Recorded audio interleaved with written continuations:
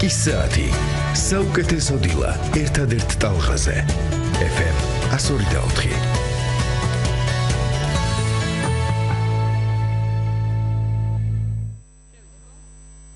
და მოვიდა დრო უკვე იმისა, რომ ჩვენ მორიგ მუსიკოს ვუმასპინძლოთ ჩვენს ეთერში. ირაკლი ქოიავაზეა საუბარი, რომელიც სულ რამდენიმე წუთში შემოგვიერთდება ახლა სტუდიაში და ვისაუბრებთ მისი ახალი ალბომის შესახებ.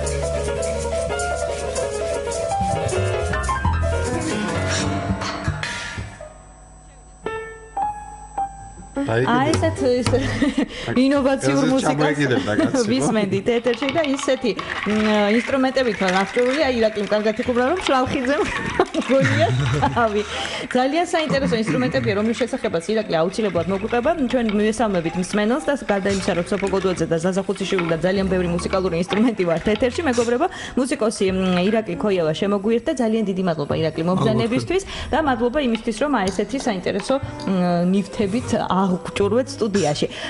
მოდით უნდა ვისაუბროთ თქვენი ალბომის, ახალი ალბომის შესახებ. მოგვიყევით მის შესახებ და რაც თავია ამ ალბომში ალბათ აქტიურად იქნება ეს ინსტრუმენტები გამოყენებული. მოგესალმებით ყველას. სულ საქართველოს დილამშვიდობის სედი განწყობაა თეატრიად. მე გავერთე ბავშვი, როგორი აღარ მუსმენ რესპონდენტს. ნუ რაც შეეხება ალბომს, ხო, დავიწყოთ ალბომით. ხო, ეს ჯერ არ არის დამთავრებული, ჯერ ის იდეის დონეზეა. ნუ აქ რა თქმა უნდა პერკუსიის, თქვა, ანშლაგი იქნება, მიტინგი, ოღონდ კარგი პოზიტიური მიტინგი იქნება. მაგრამ მე რაღაც ისეთი თემით მოვედი და ამ თემაზე მინდა ვისაუბრო. ესეც ალბომია, უბრალოდ ჩემი არ არის. უბრალოდ ამ ალბომში მე მიმიწვიეს და უკვე დამთავრდა, უკვე საცა გამოვა, უკვე გამოსცემს მე მგონი ეს კომპანია.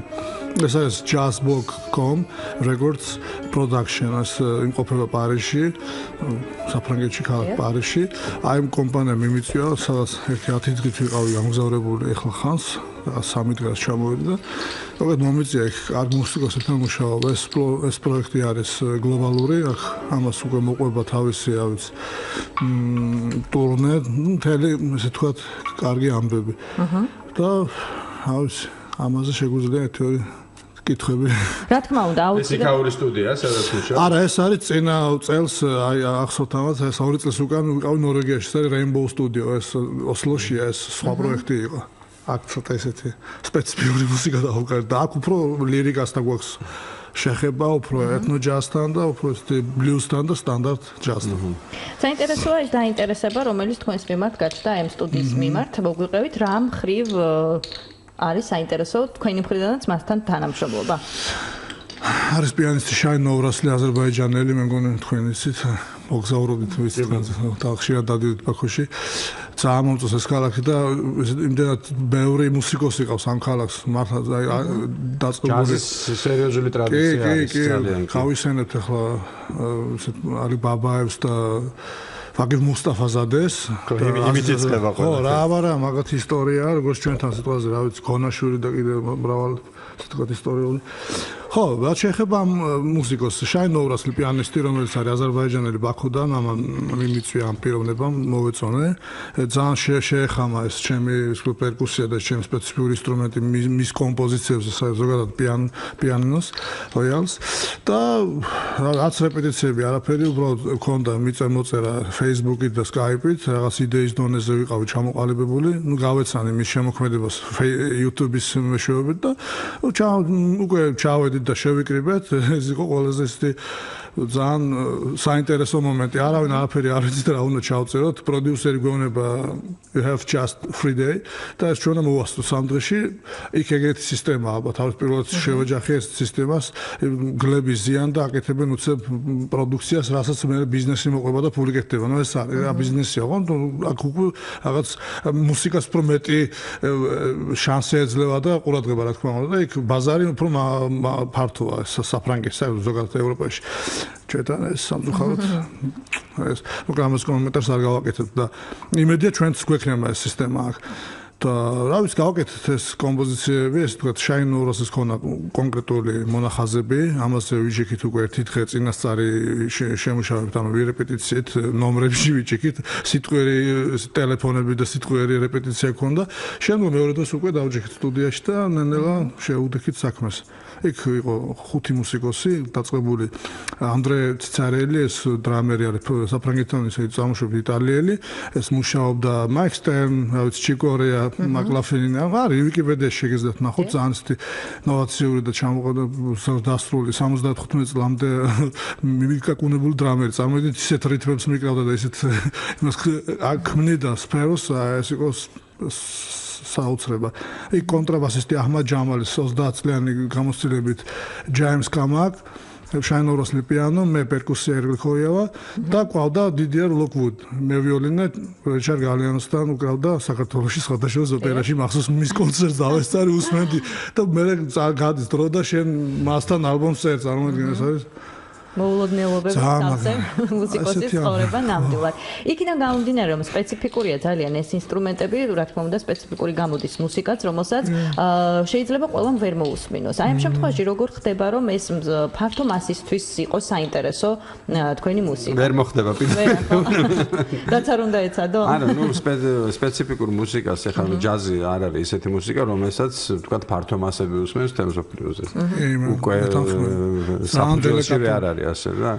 იმენა დელიკატურის თემაა ძალიან მართლა. სხვათა შორის მოვახდინე რატომაც არ ვიცი ამენაირად შევეცადე ეს 15 წლის გამოცდილება საქართველოში დავიწყე. ჯერ შენს ქვეყანაში იწყებ ამის რეალიზება, შემდეგ გადიხარ ფაგლებს გარეთ ხო? მაგრამ მაინც სამწუხაროდ ისე თქვა ისე მაინც არ ვიცი ალბათ ხალხს ვახსოვარ იმედია. მოკლედ ამ წლების მანძილზე რა გავაკეთე აქ?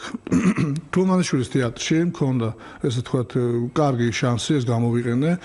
გოგა პიპინაშვილთან ერთად გავაკეთეთ სპექტაკლი, ეს იყო აქვე დრაკონი, ევგენი შვარცის დრაკონი, გავახმოვანე აბსოლუტურად ასეთი ინსტრუმენტებით. იყო იქ დაწყებული მილით, დამთავრებული, რა ვიცი 1000 აქსესუარით, პერფორმანსებით ვახმოვანებდი 3 თვე.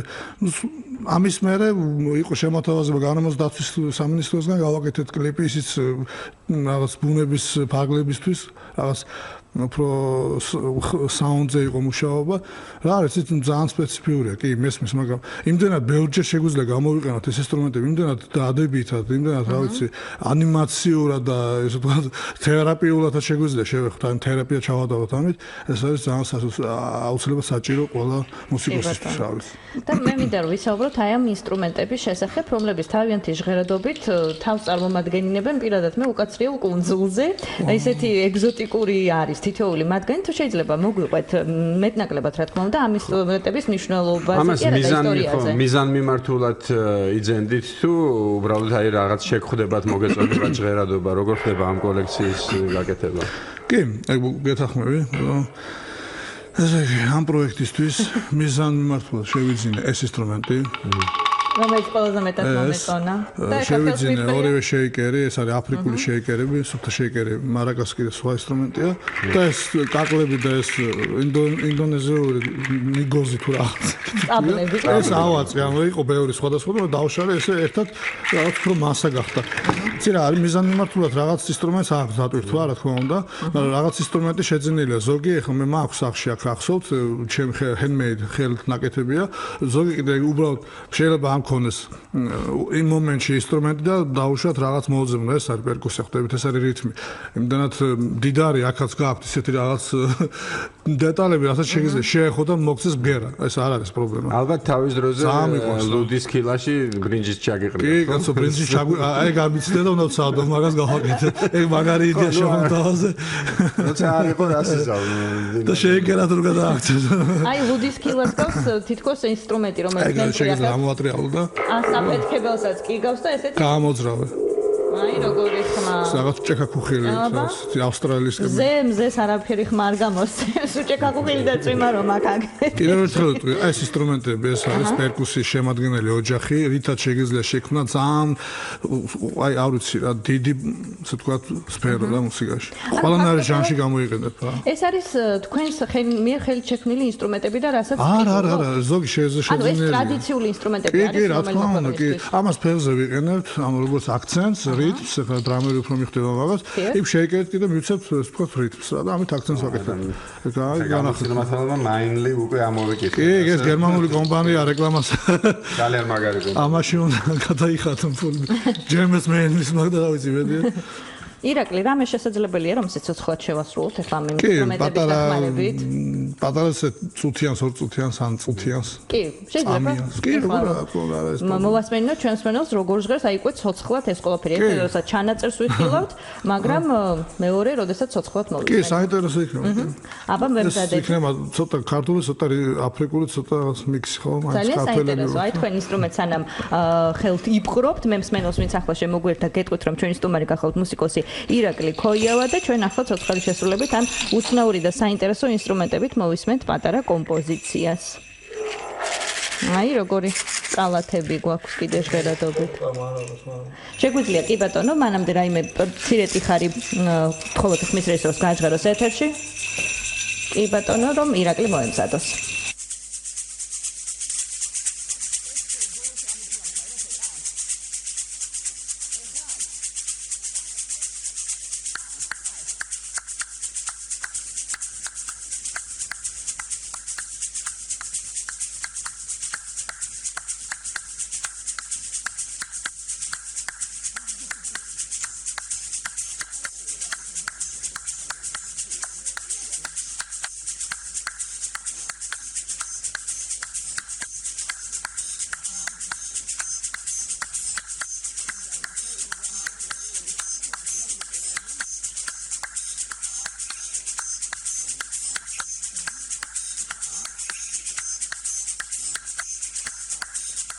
აი ხა ჩვენ ჩანაწერს კი ვისმენთ, მაგრამ ეხლა გადავდივართ უკვე ცოცხალ შესრულებაზე. ირაკლი უკვე მზად არის და ვუსმენთ ყურადღებით.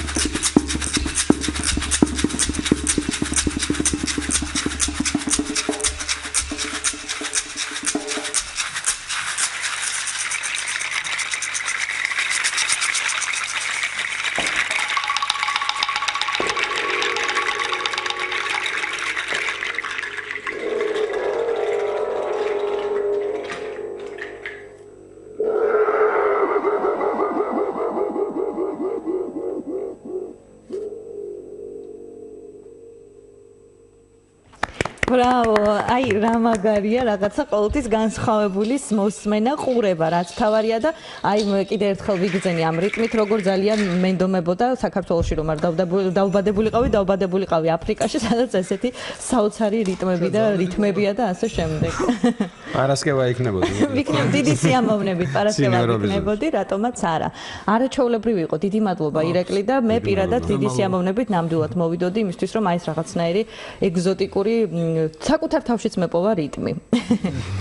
ძალიან საინტერესოა და უახლოეს მომავალში საქართველოში თუ გეგმავთ რომ გარდა იმისა რომ ვთქვათ ალბომის პრეზენტაცია ალბათ გაიმართება და უფრო ახლოდან და კარგად მოვისმენთ ყველაფერს, აი უახლოეს მომავალში რაიმე ისეთ საინტერესო ექსპერიმენტს ჩვენი მსმენელისთვის.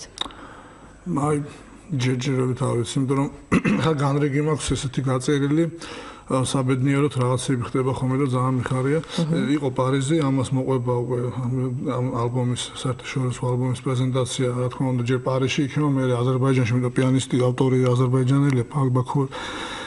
ხო, კიდე ცალკე მე მაქვს მოკლე ტურნე დაგეგმილი ლიტვა, ლატვია, ესტონეთი, პოლონეთი, ანუ ვარშავა, კრაკოვი, ვილნიუსი, კაუნასი, რიგა. და ტალინი რა თქმა უნდა. და ბოლოს ოქტომბრის რაღაც 22-დან 26-ის ჩათვლით იქნები ბაქოს ჯაზ ფესტივალზე რაინ სულტანოვი საქსოფონისტი ის და მქონდა ძალიან დიდი წლები ნამუშევარი რაღაც შემოთავაზა და მიხარია. მე და კემულარია მიდივართ ლევან ტრომპეტი. სხვა ესეთი არის ჯერჯერობით რა იქნება აქ და ისეც აკი მე ამ ალბომზე რომ მუშაობ პერკუსიის დემონსტრაციას ვაპირებ ამის რა თქმა უნდა ამას თბილისში. აი ძალიან ბევრი. არ არის რა ამის ხდები შესაძლებლობა არც ფინანსები და ყველა იჯდება ახლა ეს. ბევრი უცხო ქვეყანა ახსენეთ და გასტროლირომითაც მიემგზავრებით და საქართველოში რაღაცა უახლოეს პერიოდში არ გეგმაში არ ზის. სამწუხაროდ ეს ნიშნავს იმას რომ თქვათ უცხოელი მსმენელი უფრო ღია ასეთი ექსპერიმენტების მიმართ. კი. იმდანად დიდი შესაძლებლობა მაქვს იქ სადაც მიდივარ მე 2008 წლიდან ესე იგი ლიტვამ გამიხსნა ვიზა ლიტვაში დავდიოდი მთელი ლიტვა მაქვს მოვლილი დაწყებული აქვს პალანგა დამთავრებული ნიდა და მარიამპოლი და ყველაფერი ეს 4 რეგიონი აქვს მოვიარე 2009-ში 2008-ში გამიხსნეს ვიზა შემდეგ მე ავითვისე ეს რიგაში ცოტა კრიზისები არის მართლა ძალიან რთულია იმიტომ რომ მაგათი ეს ფული ანუ ეკვივალენტი არის ძალიან ხან მაღალი ხან დაბალი და ვერ გაიგებ რა ხდება. იქ ძალიან ცოტა კონცერტი გამოდის ხოლმე და არც ისეთი მასშტაბიანი. და აი ნახოთ ეს ბოლოს ქონა ნორვეგია ოსლო, იქაც ჩავწერეთ და 1-2 ლაივი ვხიეთ და ცოტა ისეთი აქცენტები ვლაპარაკობთ რა. აი ნახოთ ეს ბალტიისპირეთი მეორე ტური მაქვს, რაღაცები გამოდის. აქ აი ტალენში უფრო მეტი დაინტერესება იყო და შემდეგ მინდა მიუნხენში ვხიოთ. რაღაც არის შემოთავაზება. ოღონდ მე არ გავდივარ ამ პერკუსიებით, ძალიან რთულია ამით გავხვიდე რაღაც ფართო მასშტაბზე და დიდ სცენებზე. მე ვცდილობ, არის რაღაც ფესტივალები, უფრო მეტად მიწევს დაუშვათ პატარა პერფორმანსების კეთება რაღაც. ორჯერ მონასტერში გავაკეთე იქ მონასტერში და კლუბები უფრო რაღაც ჯაზ კაფე და გარეთ სტეიჯები. ნახოთ მომავალში და ეს პროდაქშენი უკვე მიხსნეს გზას რომ უკვე გავიდოდით. რაღაცები ხდება წინასწარ არ ვიტყვი, ამას გაიგებს. ერთმანხელი მოგიმართოთ და იმედ დავიტოვოთ რომ საქართველოშიც უახლოეს მომავალში მოგისმენთ. იმიტომ რომ ძალიან საინტერესოა ეს ყველაფერი. აი კავკასიის ჯაზ ფესტივალი თუ დაინტერესდება აბაზე. შვენიერი იქნება. მე პირადად აი პირობას ვდებ რომ ნამდვილად მოვალ ვიქნები ერთ-ერთი მსმენელი აუდიტორიაში.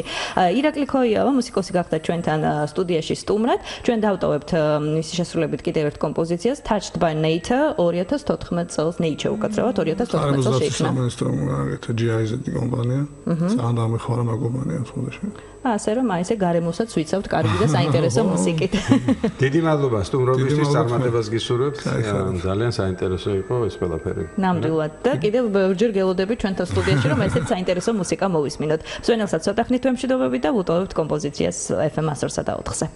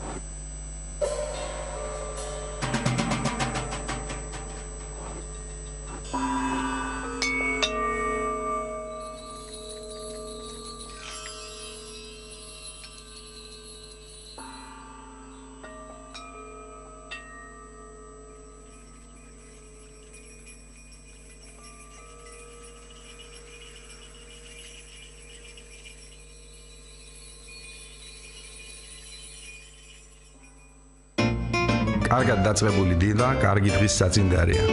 დაიწყე დილა პოზიტივით. პიკის საათი, რადიო 1-ზე.